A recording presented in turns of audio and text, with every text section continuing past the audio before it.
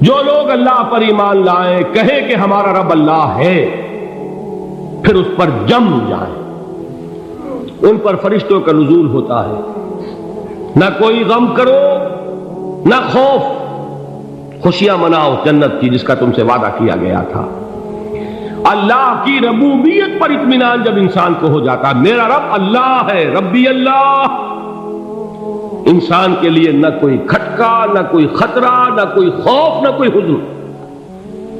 جو کچھ ہو رہا ہے کس کے اذن سے ہو رہا ہے؟ اللہ کے اذن سے۔ اللہ کے اذن کے بغیر پتہ تک نہیں ہلتا۔ یہ کوئی اندھا بہرا مادہ نہیں ہے جس سے مجھے کوئی خوف ہو۔ اندھا بھینسا چلا آ رہا ہو اس سے تو ڈرنے کا ہر انسان کو ڈرنا چاہیے، نہ معلوم کس کو ٹکر مار دے۔ لیکن نہیں، اس کائنات کو چلانے والا ایک سمیع و بصیر خدا ہے، وہ جو میرا دوست ہے، میرا ولی ہے۔ اللہ ولی الذین آمنوا یخرجہم من الظلمات الی النور۔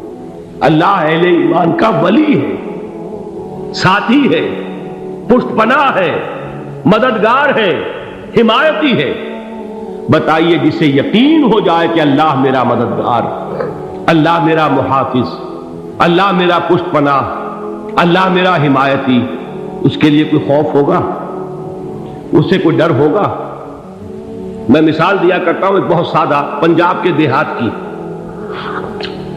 تو بڑا چودھری ہے اور کوئی غریب کسان ہے۔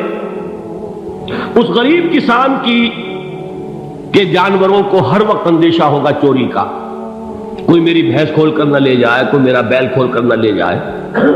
لیکن جس کے بارے میں یہ سب کو معلوم ہو کہ وہ جو بڑا چودھری ہے وہ اس کا دوست ہے، اس کی بچیا کو کوئی خوف ہوگا؟ اس کی بھینس پر کوئی ہاتھ ڈالے گا؟ اسے کوئی اندیشہ ہوگا؟ نہیں۔ کیوں؟ کہ وہ بڑا چودھری، بڑا اس کا یہاں کا سردار، جاگیردار، سب کو معلوم ہے وہ میرا دوست ہے، کوئی میرے خلاف اقدام نہیں کر سکتا۔ اس دنیا میں یہ چھوٹی سی بات اگر آپ کے دلی اطمینان اور سکون کا باعث بن سکتی ہے تو ذرا تصور کیجئے۔ میں لفظ تصور استعمال کروں گا صرف اس لیے کہ اس کا ہم جس کو کہتے ہیں ادراک اور شعور کر نہیں سکتے، اگر کے ساتھ کر سکتے۔ اگر یقین ہو کہ اللہ میرا مددگار اور یقین ہو کہ اللہ ہر آن میرے ساتھ ہے، پھر کوئی خوف؟ کس کا خوف؟ کوئی شے اللہ سے بالا تر ہے؟ کوئی قوت اس سے زیادہ طاقتور ہے؟ کوئی اس کے ارادے کو بدلنے والا ہے؟ کوئی اس کی مشیت کے آڑے آنے والا ہے؟ یہی بات ہے جو حضور نے فرمائی، یہ ایمان کا حاصل ہے لب لباب، کہ دیکھو اچھی طرح اس بات کو ذہن نشین کر لو، اگر تمام انسان مل کر تمہیں کوئی نقصان پہنچانا چاہے نہیں پہنچا سکتے، مگر جو کچھ اللہ نے لکھ دیا ہو، اور تمام انسان مل کر تمہیں کوئی نفع پہنچانا چاہے نہیں پہنچا سکتے، مگر وہ شے جو اللہ نے طے کر دی۔ آپ پھر میں کہوں گا ذرا طاری کیجئے، اسے فرض کیجئے، اسے سوچئے۔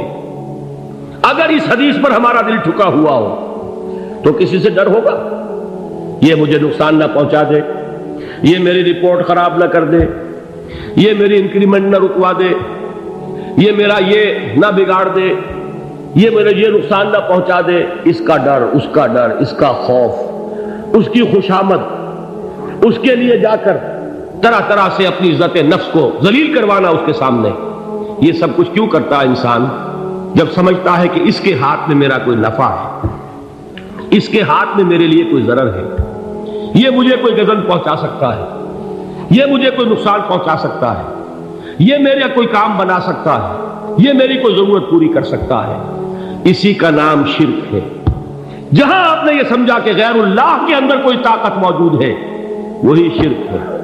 بتوں سے تجھ کو امیدیں، خدا سے نو امیدی، مجھے بتا تو صحیح اور کافری کیا ہے؟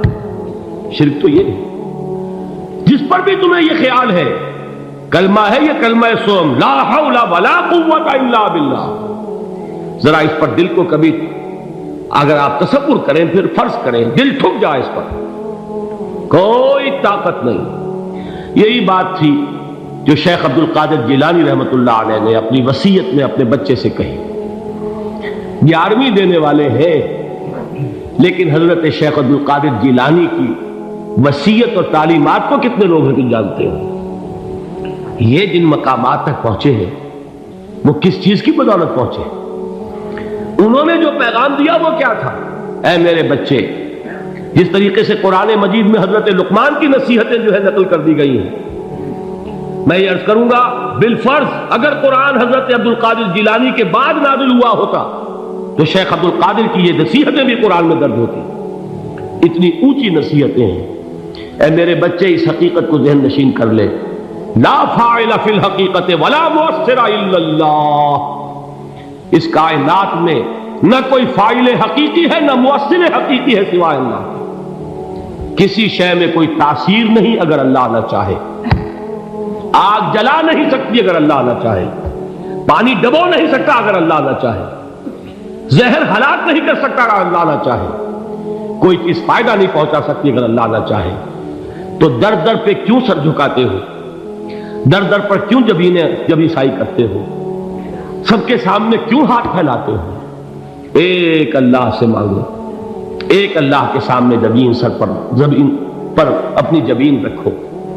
لا فاعل فی الحقیقت ولا مؤثر الا اللہ. نظر آتا ہے ہمیں کہ پانی پیاس بجھا دیتا ہے.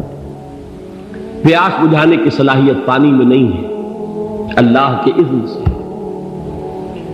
کھانا بھوک مٹا دیتا ہے. بھوک مٹانے کی صلاحیت کھانے میں نہیں ہے، اذن رب میں ہے. دیکھیے یہی یقین تھا.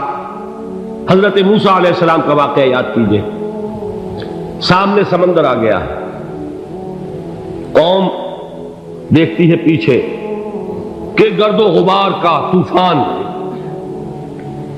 معلوم ہوا کہ فرعون اپنے لشکر سمیت آ گیا. لشکر جب چلتا تھا تیز رفتاری کے ساتھ تو گرد و غبار کا جو طوفان اٹھتا تھا اس کا تصور کیجیے. اور لمحہ بلمحہ وہ قریب آ رہا ہے. پوری قوم نے کیا کہا؟ اے موسیٰ انا لمدرکون. اے موسیٰ ہم کو پکڑے گئے. قرآن مجید نے تو یہاں وہ باتیں نہیں لکھی ہیں، لیکن تورات میں یہ درج ہے کہ بنی اسرائیل جھگڑنے لگے، دست و گریبان ہو گئے موسیٰ کے ساتھ. موسیٰ نے یہاں مروایا لا کر، اس سے تو ہم ہی بہتر تھے. وہاں کھانے کو ملتا تھا، زندگی تو تھی، بیگار ہم کر رہے تھے، موت تو نہیں تھی. اب جو کچھ ہوگا اس کا تصور کرو، جس طریقے سے ہمارے ٹکڑے اڑائے جائیں گے. تو لڑ رہے ہیں حضرت موسیٰ علیہ السلام سے. یہ تورات کی تفصیل ہے. قرآن میں صرف اتنا آیا ہے، پریشان ہو کر انہوں نے کہا انا لمدرکون. موسیٰ ہم کو پکڑے گئے. اس وقت موسیٰ کا جواب کیا ہے؟ کلا ان معی ربی سیہدین. نہیں، میرے ساتھ میرا رب ہے، وہ راستہ دے گا. بتائیے کہاں راستہ نظر آ رہا ہے؟ یہ ہے ایمان بالغیب. راستہ نظر نہ آئے تب اللہ پر یقین ایمان ہے. جیب میں پیسے ہوں اور تب دل کو اطمینان ہے تو ایمان کس پر ہوا؟ پیسے پر، اللہ پر نہیں. جب وسائل و ذرائع نہ ہو اور پھر یقین ہو کہ اللہ مسبب الاسباب ہے، وہ اسباب کا پابند نہیں ہے، وہ اسباب کا محتاج نہیں ہے، اسباب اس کے محتاج ہے. اگر یہ یقین ہے تو اللہ پر ایمان ہے. یہ نہیں ہے تو تمہارا ایمان اسباب پر ہے، وسائل پر ہے، ذرائع پر ہے، مادیات پر ہے، اللہ پر نہیں. اس وقت کہاں راستہ تھا؟ کوئی راستہ تھا؟ سمندر ہے اور ادھر سے لشکر آ گیا ہے. کلا ان معی ربی سیہدین. اب دیکھیے ایمان کہہ دینا آسان ہے، ہوا معکم اینما کنتم. جہاں کہیں بھی تم ہوتے ہو اللہ تمہارے ساتھ ہوتا ہے. لیکن اس کا یقین قائم ہو جائے تو زمین و آسمان کا فرق واقع ہو جائے. یہی بات ہوئی حضور کے ساتھ. غار ہے، چھپے ہوئے ہیں محمد رسول اللہ اور آپ کے وہ یار غار ابو بکر صدیق رضی اللہ تعالی عنہ. اقبال نے حضرت ابو بکر کی شان میں چند اشعار کہیں صرف، لیکن واقعہ یہ ہے کہ بھاری بھاری نظموں پر اور قصیدوں پر بھاری ہے. طویل ترین نظمیں اور قصیدے ہوں ان پر بھاری ہے. ہمتیں ابو بکر کی ہمت جو ہے کشت ملت را جو ابر، جیسے بارش سے کھیتی اپجتی ہے، ابو بکر کی ہمت اور عزیمت اس امت کو اسی طرح سینچنے والی ہے۔ ثانیے اسلام و غار و بدر و قبر، وہ دوسرے تھے اسلام میں، دوسرے پہلے کون تھے؟ انا اول المومنین، حضور فرماتے سب سے پہلا ایمان لانے والا میں، دوسرے ابو بکر۔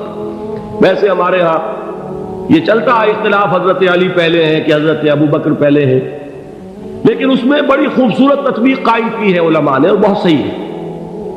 چار کے بارے میں فیصلہ ہی مت کرو کہ کون پہلے، ان کی ایک عجیب تقسیم کر دی ہے۔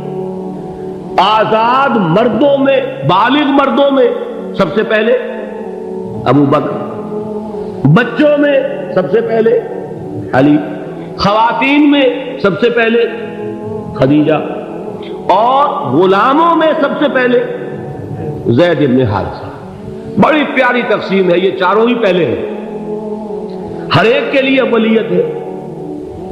اور واقعہ یہ ہے کہ اگر زمانی اعتبار سے تعین ہوگا تو پہلے خدیجۃ الکبریٰ آئیں گی رضی اللہ تعالی عنہ، کسی اور سے بات کرنے کی نوبت بعد میں آ سکتی ہے، پہلے تو اہلیہ محترمہ سے بات ہوئی، آتے ہی پہلی وحی ہوئی ہے، ابھی تبلیغ کا حکم نہیں تھا، کس کو بتایا واقعہ؟ ابھی اپنی نبوت کی تبلیغ کا تو حکم ہی نہیں آیا، واقعہ کس کا ہے؟ وہ خدیجہ کا ہے۔ جب کہا ہے کہ خشیت علی نفسی، مجھے اپنی جان کا اندیشہ ہے، تو کیا جواب دیا خدیجہ نے رضی اللہ تعالی عنہا؟ وہ صدیقۃ الکبریٰ ہے، صدیقات جو ہے خواتین ان میں چوٹی پر خدیجۃ الکبریٰ ہے رضی اللہ تعالی عنہا، اور صدیق جو مرد ہیں ان میں صدیق اکبر ہے ابو بکر صدیق رضی اللہ تعالی عنہ، لیکن صدیقات میں چوٹی پر۔ جب حضور نے فرمایا خشیت علی نفسی، کیا فرمایا، کیا عرض کیا، کیسے تسلی دی؟ نہیں نہیں، اللہ آپ کو ضائع نہیں کرے گا، آپ غریبوں کے ہمدرد ہیں، آپ مساکین کے تکالیف رفع کرنے والے ہیں، آپ بیواؤں کی سرپرستی کرتے ہیں، آپ مسافروں کی خدمت کرتے ہیں، اللہ آپ کو ضائع نہیں کرے گا، یہ یقین ہے اس خاتون کے اندر۔ خیر وہ ایک علیحدہ بات ہو جائے گی۔ میرے دل پر حضرت خدیجہ رضی اللہ تعالیٰ عنہ کی شخصیت کا بڑا گہرا نقش ہے، جو وہ کوئی اور ہی وقت اور موقع ہوا تو بیان ہوگا۔ بہرحال اقبال نے ایک مصرے میں جو چار اولیتیں جمع کر دی ہیں، ہمت او کشت امت را چو ابر، ثانی اسلام و غار و بدر و قبر۔ اسلام میں حضور کے بعد پہلے کون؟ ابو بکر۔ غار میں حضور کے ساتھ کون؟ ابو بکر۔ بدر کی رات اللہ کا رسول سر سجود، وہ جھاڑ، وہ گھاس پھوس کی جو جھوپڑی بنائی گئی تھی، اور وہاں تلوار ننگی لے کر پہرا دینے والا کون؟ ابو بکر۔ اور اس حجرہ عائشہ میں محمد کے بعد سب سے پہلے دفن ہونے والا کون؟ ابو بکر رضی اللہ تعالی عنہ صلی اللہ علیہ وسلم۔ وہ جو معاملہ میں سنا رہا تھا غار ثور کا، حضرت ابو بکر بھی حضور کے خیال سے لرز گئے ہیں۔ آپ کو یاد ہوگا کہ جا کر پہلے تمام جتنے سوراخ تھے انہیں بند کیا، ایک سوراخ رہ گیا تھا جس کو بند کرنے کے لیے کوئی کپڑا نہیں تھا، وہاں اپنی ایڑی رکھی ہے، تب کہا ہے حضور سے تشریف لائیے، اور اپنے زانو پر حضور کو لٹایا ہے، اور وہاں کسی موذی جانور نے کاٹا ہے، حضور کی آنکھ لگ گئی تھی، اس وقت اس بل کے اندر جو بھی بچھو ہے کیا ہے واللہ عالم، اس نے کاٹا ہے، اس کی تکلیف کی وجہ سے ابو بکر کی آنکھوں سے آنسو ٹپک گئے، حضور کے چہرے مبارک پر پڑے ہیں، تو حضور جاگے ہیں، معاملہ کیا ہے؟ ایڑی نہیں ہٹائی وہاں سے، مبادا وہ جانور وہاں سے نکل کر محمد الرسول اللہ کو کوئی گزن پہنچا دے، ابو بکر کی ایڑی ہے، جس طرح چاہے کھا لے، ختم کر دے، جان نکل جائے تب کوئی آنچ آئے، محمد پر تو آئے، لیکن جیتے جی نہیں۔ وہ ہے ابو بکر۔ حضور کے خیال سے اس وقت حضور نے پھر اپنا لعاب دہن لگایا ہے، اور اس سے پھر آپ کی تکلیف ختم ہوئی۔ جیسے خیبر میں حضرت علی کی آنکھ دکھ رہی تھی، اس کو جو شفا حاصل ہوئی ہے وہ بھی حضور کے لعاب دہن سے ہوئی۔ تو بہرحال اس وقت انہوں نے کہا ہے کہ اے نبی یا رسول اللہ، اگر اس وقت ان میں سے کسی نے غیر ارادی طور پر بھی اپنے قدموں کی طرف جھانک لیا تو پکڑے جائیں گے۔ کیا جواب تھا اللہ کے رسول کا؟ لا تحزن ان اللہ معنا، اللہ ہمارے ساتھ ہے، کیوں گھبراتے ہو ابو بکر؟ یہ ہے ایمان باللہ، میرا مالک اللہ، میرا رازق اللہ، میرا محافظ اللہ، میرا مددگار اللہ، میرا پشت پناہ اللہ، میرا دوست اللہ۔ یہ دوستی ہے اللہ کی جو لب لباب ہے، حاصل ہے ایمان کا، اسی کا نام ولایت ہے۔ اولیاء اللہ کے سروں پر سینگ نہیں ہوتے، جس کے دل میں ایمان راسخ ہو چکا ہو وہی اللہ کا ولی ہے، جسے اللہ پر یقین ہو چکا ہے وہی اللہ کا ولی ہے، جسے یقین ہے اللہ میرے ساتھ ہے، میرا مددگار، میرا پشت پناہ، میرا ساتھی، میرا دوست، میرا محبوب، میرا محب۔ اللہ اہل ایمان سے محبت کرتا ہے۔ واللہ یحب الصادقین، ان اللہ یحب الذین یقاتلون فی سبیلہ صفا کانہم بنیان مرصوص۔ اللہ محبت کرنے والا، اہل ایمان محبوب، اور اہل ایمان محبت کرنے والے اللہ محبوب۔ والذین آمنوا اشد حبا للہ۔ آپ تصور کیجئے جسے یہ رشتہ ایمان یا رشتہ ولایت حاصل ہو جائے، الا ان اولیاء اللہ لا خوف علیہم ولا هم یحزنون، آگاہ ہو جاؤ اللہ کے دوستوں کے لیے نہ کوئی خوف ہے نہ کوئی حزن ہے۔